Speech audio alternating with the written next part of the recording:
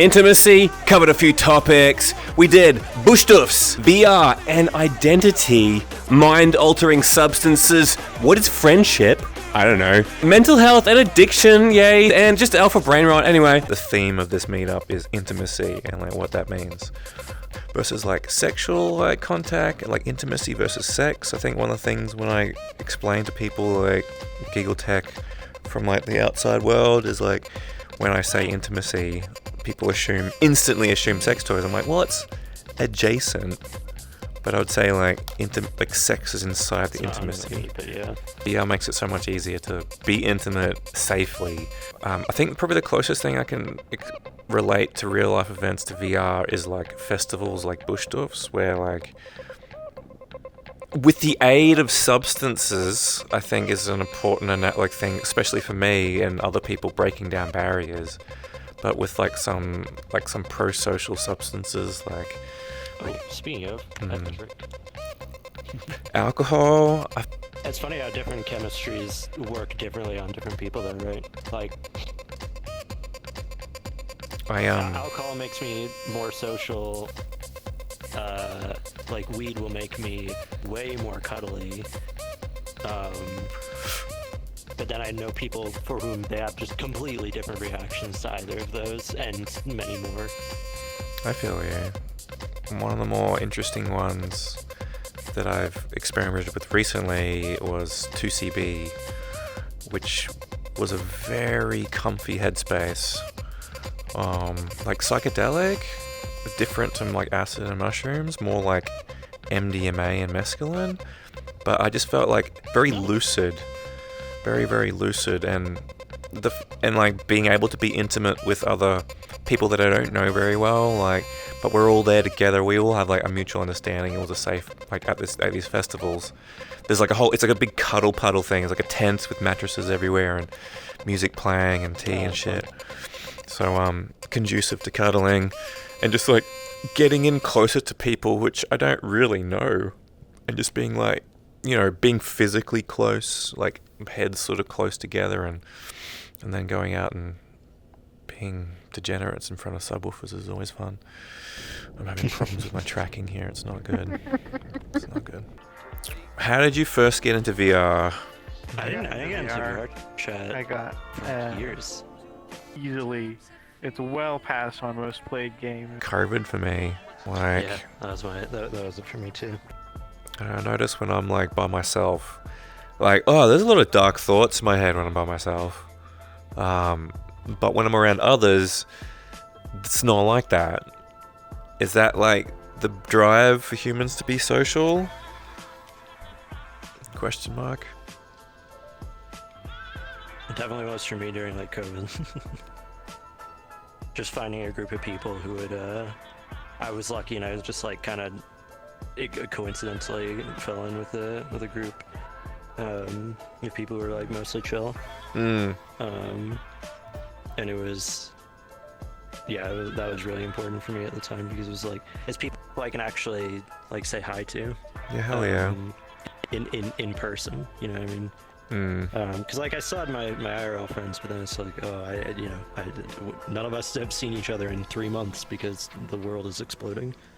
But what is a friend? Like, what's it? Because my definition of friend has had to change a lot over like the years. It depends on the context. There's a lot of different things a friend can be. There's a lot of different types of friends.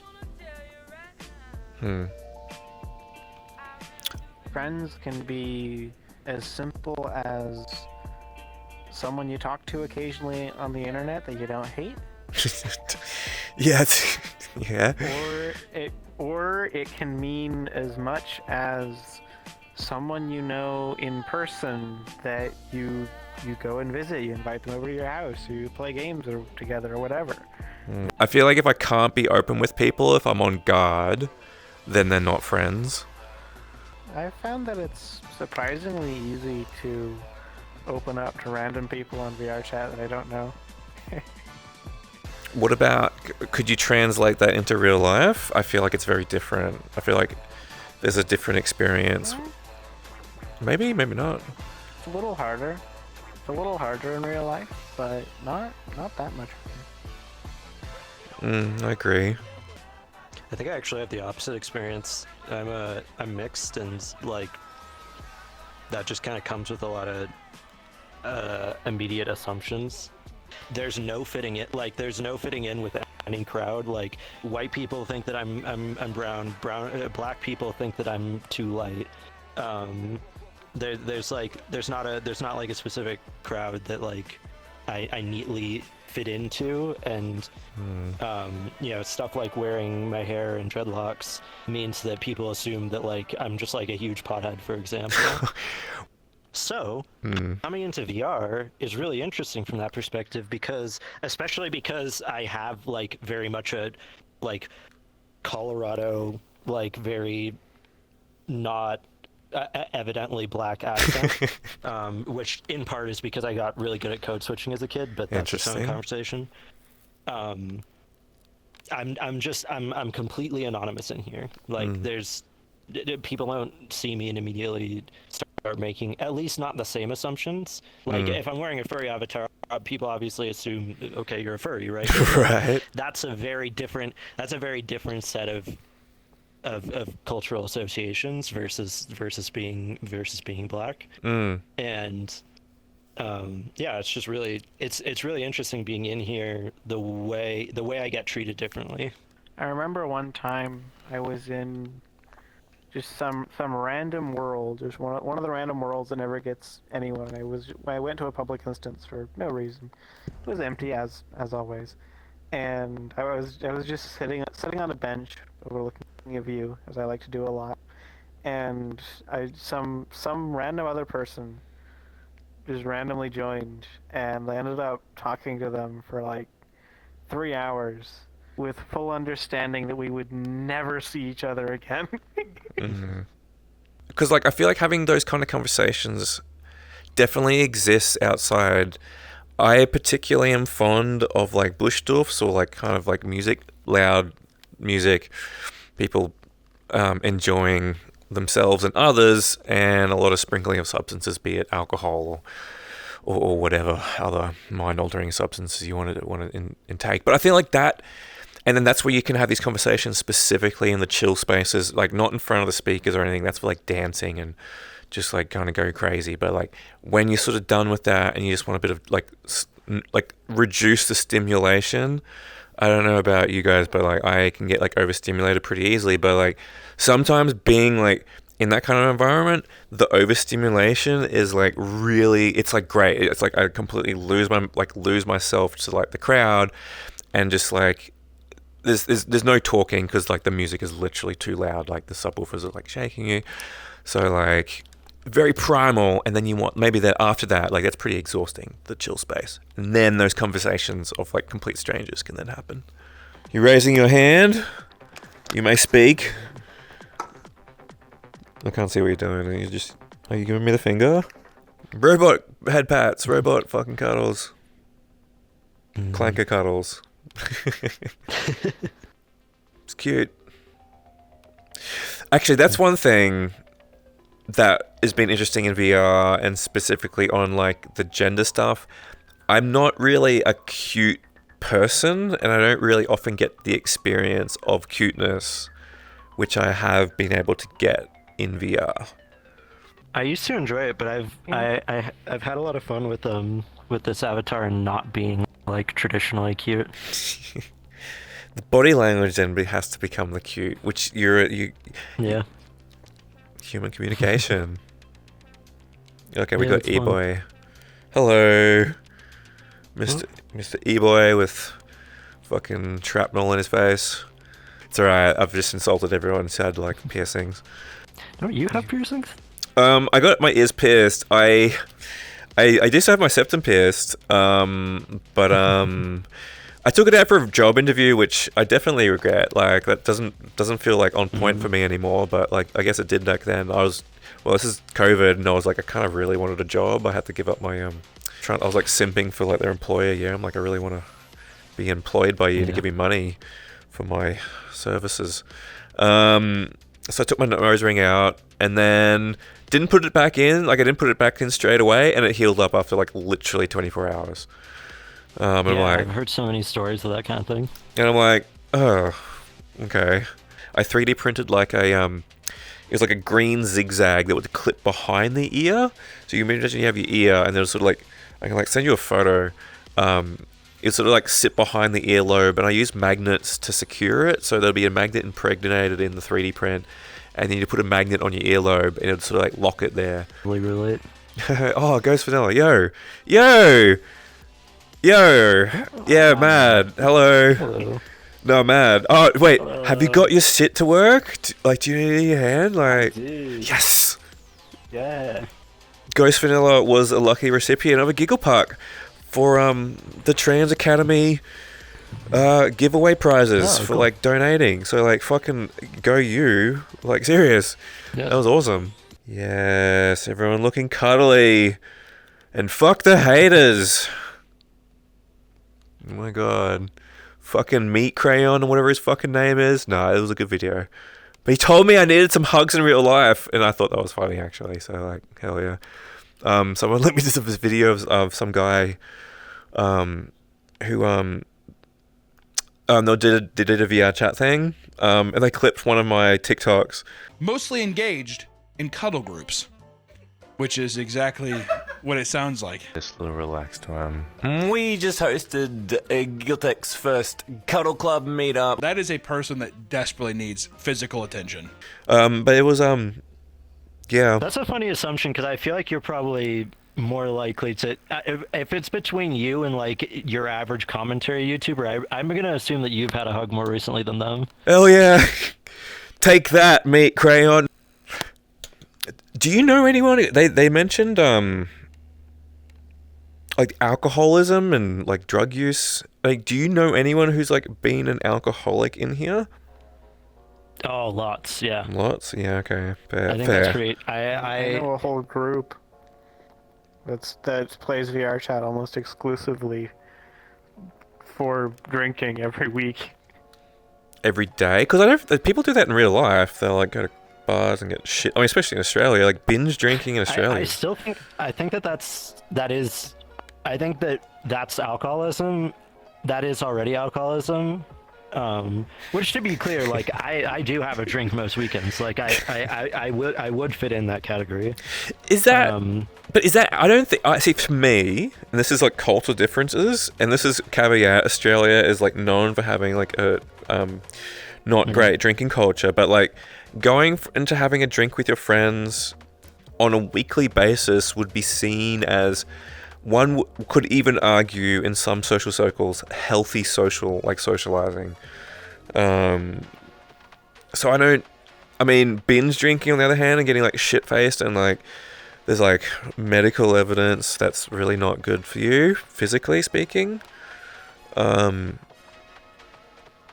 Would, if they didn't, well, I mean, that also raises the question, if, let's say someone was binge drinking every week, and let's assume it's once a week, so no, once a night's way too much, that's alcoholism.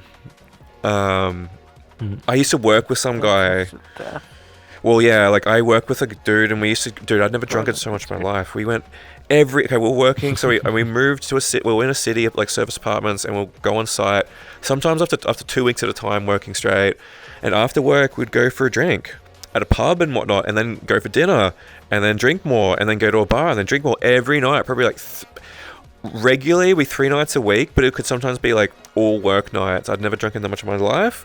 It was an enjoyable, I don't regret it at all. Would I do it again and in the future? No. Would I do it again? Yes. Would I do it in the future? No. And my house, I remember the roommate. Oh, that's a fun distinction. It was, yeah, like it was fun, and I don't regret it, but it was exhausting. Exhausting being like, and coming to work hungover, and the boss be like, you guys stay there and like put sunglasses on and don't move, and we're like, yes, boss. Because he was there, he was buying us drinks, yeah, so we can't say anything. But my workmate, who I was in the apartment with, he would get back after the night had finished, and we were like retiring to bed, and then like have 3 or 4 more double like Jim Beam or Jack Daniel and Coke cans, like the double strength ones. And I'm like, dude, and like lo and behold, he's got gout. So he's not a healthy, Holy shit. yeah, not a healthy person. So that's definitely like alcoholic. Just gonna, but if you because I mean, if I want to go back to the original point, if someone's binge drinking, which is a known unhealthy dude, drinking to the point of like more than 1 or 2 drinks, let's say 1 drink an hour is like the recommended dose for the body can like a standard drink the body can process. So if you're doing like more than 1 drink an hour for extended periods of time, or like every week, however, socializing with people, and if that's like your only point of like pro-social contact with people, is that better than being sober out and alone in your room with no social contact? Like I would argue that that is probably more unhealthy in the long run than like drinking every week and fucking your liver over the long term, but like actually getting socializing done. Like I feel like that's an important. I don't disagree that like it's good for people to socialize, even if that means that maybe they're drinking more than they should. But at the same time, I still think that still oftentimes coincides with, I think, VR chat players having a drinking problem. I've seen enough cases. If you feel like you have to drink because that's the only way you know how to socialize, that will give you a drinking problem. I agree with that. Everyone in VR chat is running from something. But like, isn't everybody? Or am I just projecting? Yeah, Like, Well, some people are sane. They do exist, I promise. They exist, but it's very rare. It's so rare that I have not seen. but maybe that's the thing. Maybe that's the sample size of VR chat. You know, like maybe we're proving our own point. In my opinion, here, totally opinionizing. I don't think a lot of people want to disclose their issues and like troubles with people, especially they don't know. I mean, that's very vulnerable. I guess like I've tried to not give a fuck because I feel like for me, I've had a problem with like mental health challenges, and like I've tried to destigmatize it by openly talking about the challenges that come with like specific mental health like issues and like having to fucking deal with like psychiatrists and well. So I feel like to me talking about like the challenges of like loneliness. Fuck, like, I think a lot of people are lonely. Yeah, 100% VR chat fill that place as like an escapism coping strategy. Because people are like, oh, go see a psychologist or something like that. I don't know about you if you've ever seen one or have needed to see one, but like, they've been fucking useless to me. They're expensive and useless to me. I haven't really had much success. One psychology, like the professional of psychology, I think it's a somatic style therapy, like Gestalt therapy, really changed. It was like about feeling my feelings in my body. That was like revolutionary. I had to basically do it myself, and then because of that I relied on substances to get me through points which was unbearable. I mean, the idea, in my opinion, like there's I'd rather someone be heavily addicted to whatever substance than off themselves. Yeah, like I feel like that's a objectively no-brainer. Comes with this whole other set of challenges, and that's just putting the pain on credit card, and like with more pain associated with the physical withdrawals if it comes to that. So that's not really a long-term solution. It can help, and funny enough, actually, a time when I was withdrawing off a substance called kratom, which is like a partial opiate antagonist. Oh. Yeah. Yes, I know exactly what you're talking about. Dude, that was not fun. But it actually gave me a lot of revelations, because the reasons why I was using the substance to escape from in the first place all coming back. Coming back. But that actually gave me a time to then reflect on it even more. Luckily, I was in a place in which I could reflect on that. And I had I'd gone through, I don't know, I'd seen like therapists, and I had like a broad range of coping therapies to help. Once that was pushed down and they started slowly coming back up, as like the numbingness of like the substance wore off, I was able to then like, okay, this is why I'm actually using it. Okay, I understand. Like I had a better understanding of why I was using these substances in the first place, and how like I was using them, and the reasons for use and the triggers. Oh my god, ugh! Like someone will say something to me once, and it'll just go off for fucking like days because of I'm spiraling in my own head. It's like, ugh. And then no one's got the answer to that. You go to doctors, and you're like, how can... Like, it just feels like it falls on deaf ears for a lot of time for medical professionals. It's very frustrating. We got onto this topic because of something. I don't want to leave it on negative. I don't want this to be like a negative conversation of me just talking. I was going to say, but you mentioned there or counselor or psychiatrist, sorry. So Gestalt spent therapy. So long trying to.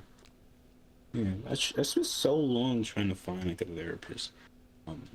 For so long, I was just suffering basically my whole life. I finally, like, beginning of this year, I think, actually, like, January 2nd of this year, I found my first actually good therapist.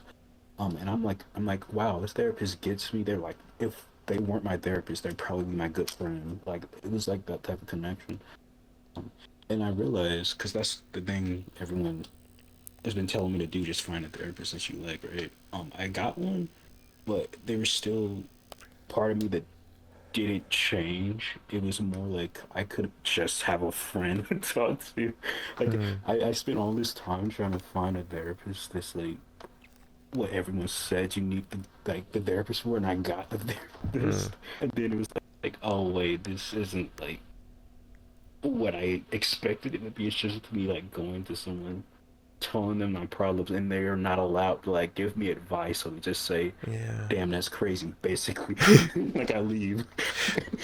Modality is called like Gestalt therapy, and I wouldn't call them I wouldn't call them my friend. It was a professional relationship. It was like, I would call it like a professional relationship.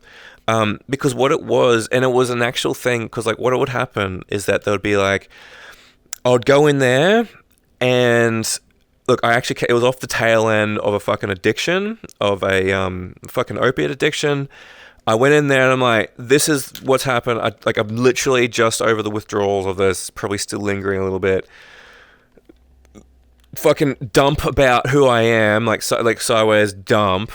And then like what it was slowly, when she, like what would happen is I'd start talking, she would stop me and she would be like, sideways, we're going to sit here and we're going to just sit in that feeling, because I would talk as a way to escape the feelings. I would like run away. I realized, she didn't tell me this, but I realized this. I could just talk my way out of it. And if someone wanted to hold on that, I could just bulldoze over it and talk over it. And she's like, let's stop here. And I'm just like, please. And I eventually said to her, please stop me when you use your judgment, and see when I need to stop, and let's work that feeling out. Okay, let's stop. Oh, that's uncomfortable. I want to cry, or maybe cry. Like we went to even a point, this is much later on. This is like, I went there every week for 18 months. And I have to say, after a year, it was amazing. It wasn't fun. And I felt oftentimes worse after leaving it than when I started the day, because what would happen, I was like actually feeling my feelings that were always there. They were always there.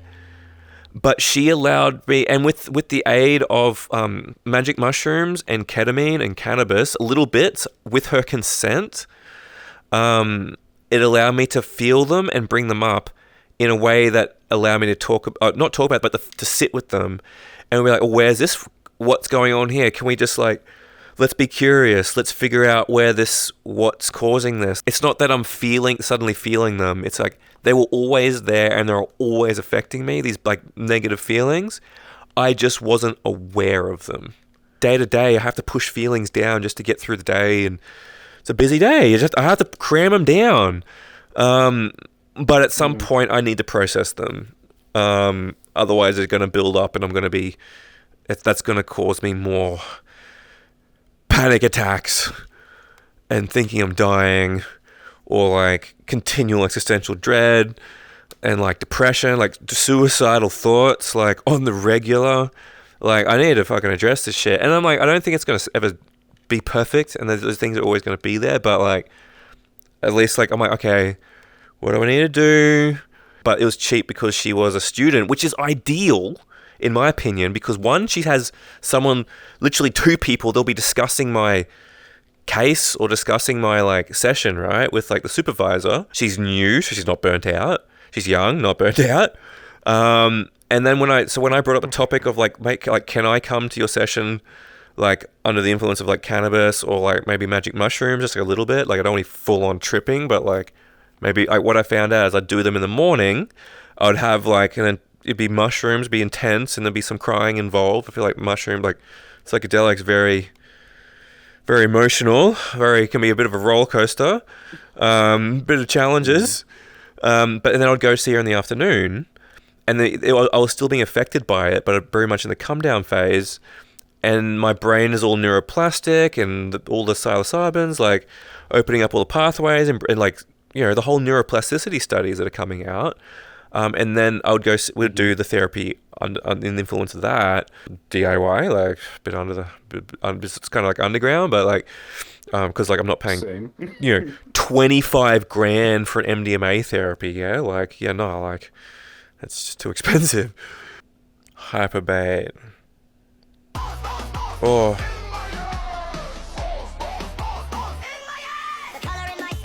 This is like, I'm gonna pause it. It's just not my vibe. I'm sorry. You're like much younger than I am. You're much younger than what I am, and that's cool. 20. Like, it's just very different. Wait, this is important. Wait, is this a very popular video? Maybe I need this. It's meant to be one of those crazy ass audios. That's the whole point of it.